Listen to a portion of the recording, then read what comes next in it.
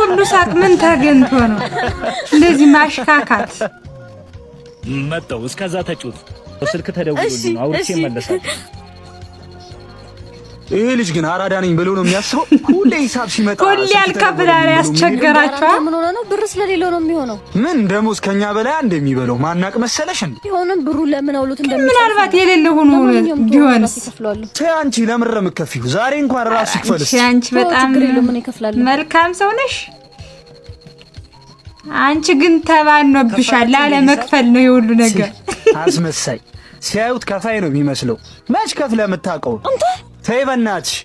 ሂሳብ ሲመጣ እንዴ ላለመክፈል ተነስቶ ሄደው ሲጀመር ከፈለክ ካለመክፈል የሁሉ ጓገጭ ምንድነው? ታሱ ለተናገረክ ነው። ይሄ ልጅ እኮ ሳይኖረው ቀርቶ ሊሆን ይችላል። እሱን ባህሪ እሱ እኮ አንዳንዴ ልክ ነው ሀና።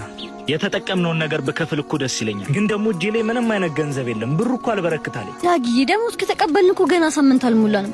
ቆይ የማናውቀው ሱስ አለብህ እንዴ? የቡና ሱስ ይመስለኛል። የምን ሱስ ይኖርብኛል? እንደምታየው አብረን ነው የምንኖር፣ ግን በቃ ብሩ አልበረክታለኝ እንዴ።